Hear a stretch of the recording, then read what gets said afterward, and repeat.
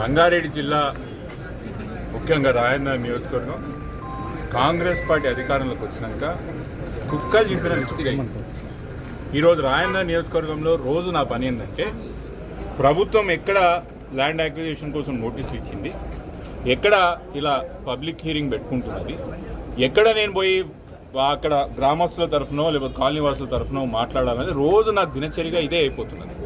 ఈ నియోజకవర్గంలో దాదాపు 4 నుంచి 5 ప్రాజెక్టులకి ప్రభుత్వం ల్యాండ్ అక్విజిషన్ చేస్తుంది. అది ముఖ్యంగా ఈరోజు ఈ మూసీ రివర్ డెవలప్మెంట్ కార్పొరేషన్ పేరు పెట్టి మూసీ సుందరీకరణ అని చెప్పి వేలాది మంది జీవితాలను నాశనం చేస్తూ వందలాది రైతుల యొక్క భూమి లాక్కొని ఇదొక వ్యానిటీ ప్రాజెక్ట్, అంటే ప్రభుత్వానికి చూపించుకునే ప్రాజెక్ట్. దీనివల్ల లాభం అనేది ప్రభుత్వానికే కానీ ప్రజలకు కానీ ఏ కోణాన కూడా లేదు.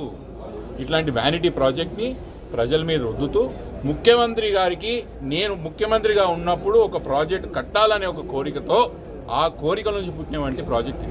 ఇప్పుడే చెప్పిన చాలామందికి తెలియదు, ఎఫ్టీఎల్ పేర్ల మీద మూసీ రివర్ డెవలప్మెంట్ ఫ్రంట్ నోటీసులు ఇచ్చింది. అసలు మూసీకి ఎఫ్టీఎల్ ఎక్కడ ఉందంటున్నా? మూసీకి ఇప్పటివరకు ఎఫ్టీఎల్ లైన్సే ఫిక్స్ చేయలేదు. ఎంఎఫ్ఎల్ లైన్స్ అంటారు, మ్యాక్సిమం ఫ్లడ్ లెవెల్, అదే ఫిక్స్ చేయలేదు. అది ఫిక్స్ చేయకుండా నోటీసులు ఎట్లా ఇస్తారు? మీరు అటు గండిపేట పోతే, నార్సింగి పోతే మూసీ నది మీదనే అంత పెద్ద పెద్ద మల్టీ స్టోరీడ్ బిల్డింగ్ కడుతున్నారు, ఇలా కనిపిస్తలేదా? మళ్ళీ దానికి ఎందుకు ఇయ్యారు నోటీసులు? మళ్ళీ ఆ భూమి ఎందుకు టేక్ ఓవర్ చేయదు గవర్నమెంట్? ముమ్మాటికి పెద్ద ప్రజా ఉద్యమం చేపడతాం, ఇది కోర్టులో కొట్లాడతాం, ప్రజాక్షేత్రంలో కొట్లాడతాం, అసెంబ్లీలో కూడా తీసుకెళ్లి కొట్లాడతామని మనవి చేస్తాం. Thank you.